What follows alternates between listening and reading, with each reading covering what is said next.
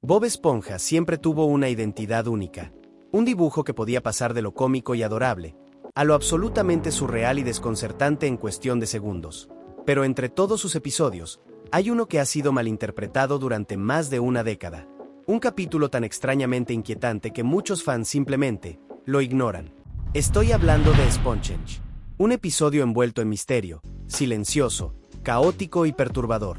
Y sí, bajo su apariencia absurda y su atmósfera incómoda, ¿se esconde algo mucho más profundo? ¿Algo intencional? Quizás incluso, ¿algo loco? Yo mismo lo subestimé, pero después de verlo incontables veces, sí, más de las que estoy dispuesto a admitir, algo cambió. Revisé cada temporada. Busqué patrones, conexiones ocultas, guiños al pasado, y al fin, creo que encontré la verdad detrás del episodio más extraño de Bob Esponja. Una verdad que no solo transformó mi visión sobre este capítulo, sino que cambió mi percepción sobre todo el legado de la serie, sobre quién es realmente Bob Esponja, y lo que representa. Pero antes de revelar ese significado oculto, necesitamos retroceder y desentrañar, paso a paso, lo que realmente sucede en SpongeBob. Todo comienza con algo aparentemente simple: el viento. Sí, el episodio abre con fondo de bikini azotado por una ráfaga extrañamente intensa. Dos peces salen de un restaurante con comida para llevar, quejándose del clima. Debe ser que Neptuno está molesto, dice uno. No, es Poseidón. Todos saben que él es el verdadero rey del mar, comenta el otro. Una broma de fondo. Nada especial. Pero como una semilla silenciosa, ahí es donde empieza todo. Porque el viento no se detiene, empeora. En cuestión de segundos, arrastra la comida por toda la ciudad y termina golpeando a Bob Esponja en la cara mientras duerme. Se despierta confundido, con restos de estofado por todas partes, y se asoma a la ventana para buscar al dueño. Y es entonces cuando ocurre. Una ráfaga atraviesa su cuerpo, colándose por sus poros como un instrumento hueco, creando un sonido extraño, etéreo, inquietante. No es el típico diseño sonoro del programa. No hay ukeleles ni sonidos tropicales. Esto suena más bien como una flauta, o algo fantasmal, que se queda resonando como un eco. Y a las medusas les encanta. Lo rodean, bailan, flotan dentro de él como si fuera un concierto viviente.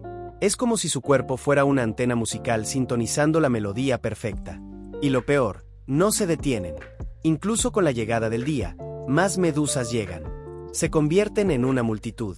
No lo dejan caminar. Don Cangrejo, en un acto de desesperación, lo arrastra al crustáceo cascarudo con un anzuelo de pesca. Pero la paz no dura. Las medusas lo encuentran. El viento llega fuerte, y el crustáceo sale volando como si debiera impuestos. Bob aterriza en la casa de Patricio, quien, como buen amigo, lo deja entrar. Por 5 segundos. Después lo culpa de ser una mala influencia y lo echa. Sin opciones, Bob corre hasta una cueva solitaria, profunda, alejada de todo. Sin viento, sin medusas, sin nadie. Y es aquí donde todo se vuelve oscuro. Bob no solo se esconde, se derrumba. Empieza a hablar con las piedras, a reírse solo. Le crece una barba desordenada, como si llevara años encerrado. Construye una estatua de piedra con su forma.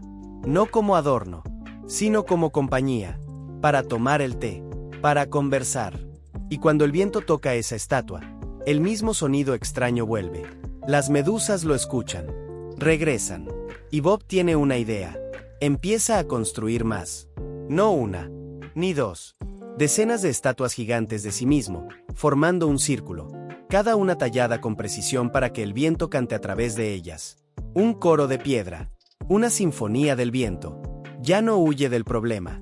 Ahora intenta dominarlo, perfeccionarlo, convertirlo en algo eterno.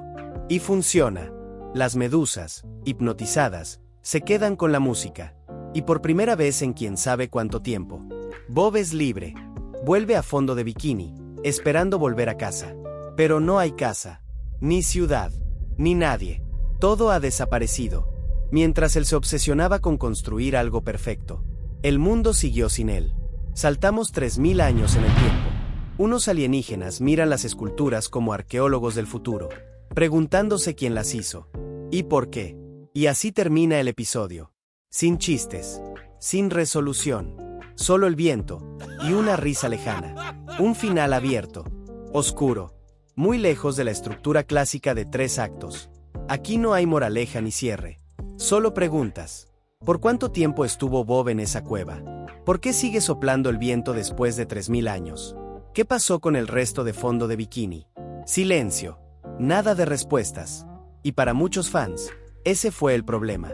Algunos lo odiaron por lo ambiguo. Otros dijeron que ni siquiera parecía un capítulo de Bob Esponja.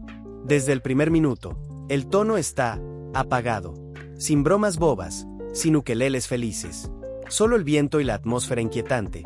Y es totalmente intencional. En la superficie, este episodio parece una tontería. Bob y unas medusas. Pero bajo esa capa hay algo más. Una metáfora. Sobre la obsesión. El aislamiento. La locura. Bob no resuelve su problema. Se deja consumir por él. Pasa quién sabe cuántos años tallando versiones gigantes de sí mismo. Buscando esa nota perfecta. Ese momento exacto en que el viento suene justo como él quiere. Cuando por fin lo logra, ya no queda nadie para escucharlo. Solo las medusas, danzando al sonido de unas estatuas huecas. Ya no necesitan a Bob. Solo su eco. Él se convirtió en eso, un eco. Una obra monumental sin público. Un fantasma dirigiendo música para nadie. Cuando SpongeChange se estrenó, nadie supo cómo interpretarlo. Algunos lo llamaron brillante. Otros, perturbador y deprimente. Muchos simplemente lo ignoraron. Pero mientras más envejeces, más difícil es olvidarlo. Y más empiezas a preguntarte, ¿qué intentaba decirnos realmente este episodio? La teoría. Todo parte de una idea simple, que este episodio no es solo una historia absurda sobre viento y medusas. Según una de las teorías más populares, todo el capítulo sería una sátira sobre los monumentos antiguos y el vacío que a veces proyectamos en ellos. El título del episodio, SpongeChange, es una referencia directa a Stonehenge, ese círculo de piedras milenario que ha desconcertado a la humanidad durante siglos. Los historiadores han escrito libros enteros sobre su posible propósito. Los turistas se toman selfies frente al como si estuvieran frente a un templo sagrado, y sin embargo, nadie sabe realmente para qué fue construido. Así que, como especie, hacemos lo que siempre hacemos, le damos significado. Y esa podría ser la primera capa del episodio, una broma larga sobre cómo tratamos lo que no entendemos como si fuera sagrado. Bob Esponja construye enormes estatuas de piedra con su imagen, las deja atrás y, 3000 años después, unos alienígenas llegan, las miran, y se preguntan qué significan. Exactamente como hacemos nosotros con Stonehenge. Pero si es solo una broma, ¿dónde está el remate? El episodio no termina con una carcajada, ni siquiera con un chiste. Termina con una risa, que se siente mal. Forzada. Vacía. Como si el propio Bob Esponja se estuviera riendo, pero sin saber por qué. Y ese es el primer signo de alarma. Este episodio empieza como un chiste, y termina como una advertencia. Ahora vamos a un nivel más profundo. Algunos fans creen que el episodio no trata realmente sobre medusas o monumentos. Tratan sobre algo mucho más humano, el final de una era. SpongeChange fue el episodio 99B, el final no oficial de la temporada 5, justo antes de que el tono de la serie cambiara de forma radical. Para entonces, la mayoría del equipo original que dio vida al programa, incluyendo al creador Stephen Hillenburg, ya se había alejado del proyecto. Y aquí nace una teoría fascinante. ¿Y si este episodio fue la despedida del equipo original? ¿Y si este fue su último regalo, su mensaje cifrado, su manera de decir, esto es lo más raro, hermoso y puro que pudimos hacer antes de que todo cambiara? Visto desde ese ángulo, la atmósfera silenciosa, el tono melancólico, la falta total de resolución, no son errores. Son intencionales. Son el sonido de los creadores soltando las riendas. Un episodio extraño, contemplativo, sin moraleja, sin chiste final. Como si dijeran, aquí lo tienen. Lo que fue Bob Esponja en su forma más libre. Puede que no lo entiendan ahora, pero tal vez, algún día, lo harán. Y de hecho, muchos no lo entendieron. Cuando el episodio se emitió por primera vez, fue recibido con confusión. Algunos lo llamaron brillante. Otros, oscuro, incluso depresivo. Y muchos lo descartaron como un episodio raro más. La teoría del dios. Pero claro, como todos sabemos, la serie no terminó ahí. Continuó con la temporada 6 y muchas más. Sin embargo, ¿y si este episodio no hablaba solo de Bob Esponja, ni del arte, sino de algo mucho más profundo? ¿Qué pasaría si este episodio fuera una metáfora sobre la fe? Existe una teoría más. Una que se siente espiritual, casi bíblica. Y todo comienza con una frase que parece insignificante, una línea lanzada al aire por dos personajes de fondo al inicio del episodio. Neptuno debe estar enojado. No, es Poseidón. Todo el mundo lo sabe. Ambos ríen. La escena sigue, pero si prestas atención, ese pequeño diálogo es la clave de todo. Porque si la tormenta no es natural, si el viento no es aleatorio, entonces, alguien o algo lo envió. Un viento eterno. Medusas hipnotizadas. Una ciudad entera vacía. Esto no es solo clima. Es juicio. O peor aún, abandono. Es como si los dioses del océano hubieran decidido castigar a Fondo de Bikini, por haber olvidado quién era su verdadero gobernante. Pero, ¿cuál dios? Técnicamente, Neptuno y Poseidón son dioses del mar.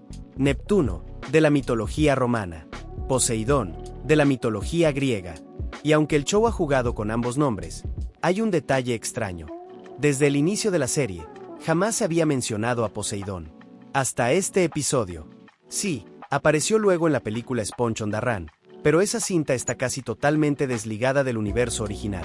En cambio, Neptuno ha sido presentado desde el principio como el rey de los mares, gobernando desde su ciudad sagrada, Atlántida. Tiene 5000 años, como se ve más adelante en la batalla del Tritón, y posee poderes divinos, capaces de hacer milagros con un solo gesto. Entonces, si alguien pudiera haber creado esa tormenta, es él. Pero aquí hay un problema. No hay historia, ni indicio, ni mito dentro del show que sugiera que Neptuno estuviera enojado con Fondo de Bikini. Y si realmente quisiera ser adorado, ¿por qué no simplemente aparecer y exigirlo? En lugar de eso, el viento llega, y nunca se detiene. Ni siquiera 3000 años después, cuando todo ha desaparecido, Bob Esponja, las medusas, la civilización. Solo queda el viento, aullando en el vacío. ¿Por qué? La única explicación que queda es tan inquietante como absurda, que estos dos dioses, Neptuno y Poseidón, estaban peleando entre ellos, como lo harían los dioses del Olimpo, y que la tormenta fue el daño colateral. Pero, eso también parece forzado. La serie nunca se ha apoyado realmente en la mitología griega, más allá de usar nombres como Neptuno o Atlántida en tono de comedia. Y eso nos deja con una pregunta final. Una que da más miedo que todas las demás. Si no fue Neptuno, y a Poseidón no le importa, entonces, ¿quién fue? ¿Qué es esto? Y es aquí donde la teoría toma un giro aún más oscuro, más personal, más humano. La esponja que quiso volar. Para entender lo que realmente está ocurriendo, tenemos que mirar atrás, muy atrás, a otro episodio que, como Sponge, parecía una simple historia extraña, pero que escondía algo mucho más profundo. En ese capítulo, Bob Esponja tiene un sueño: volar junto a las medusas en el cielo, y pasa todo el episodio intentando lograrlo.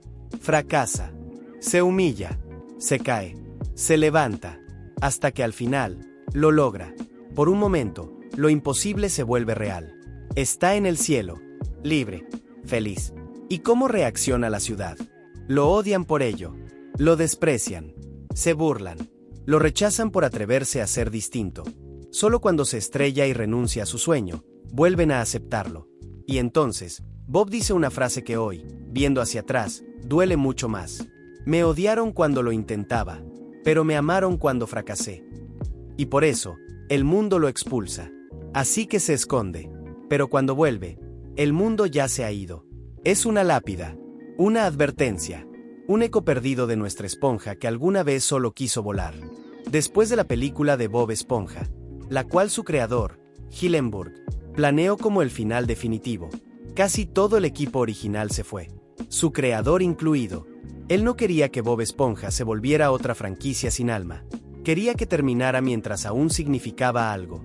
Pero los fans, nosotros, no lo permitimos. Queríamos más. Más risas, más episodios, más contenido. Así que Nickelodeon obedeció. Siguieron haciendo Bob Esponja. Pero, seamos sinceros, ¿seguía vivo? ¿O solo era una réplica vacía? Y el viento, ese viento que sopla durante todo el episodio, no es solo un recurso de sonido. Es la fama. Llega sin avisar. Hace ruido. Atrae multitudes. Y una vez que empieza, no puedes detenerla. Te cambia. Te convierte en algo que la gente espera ver. Ya no eres tú. Eres un producto. Bob Esponja deja de ser Bob Esponja. Las estatuas no son tributos. Las estatuas no son homenajes. No son arte. Son advertencias. Advertencias para nosotros, los fans, de que algún día vamos a seguir a algo más grande, más ruidoso, pero vacío. Y no lo sabremos hasta que ya sea demasiado tarde. Hasta que estemos viendo algo que parece Bob Esponja, pero que no lo es. Hecho de piedra, sin alma, sin rarezas, solo contenido. Una despedida que nadie escuchó. Tal vez Sponge no fue una locura al azar. Tal vez fue el último mensaje del equipo original. Un adiós disfrazado de comedia absurda. Una cápsula del tiempo para recordarnos lo que este show una vez fue, antes de perderse en su propio eco. Y lo más triste de todo es que fuimos nosotros quienes lo cambiamos. Pero bueno, like si te gustó y suscríbete que esto recién comienza. Nos vemos ahí.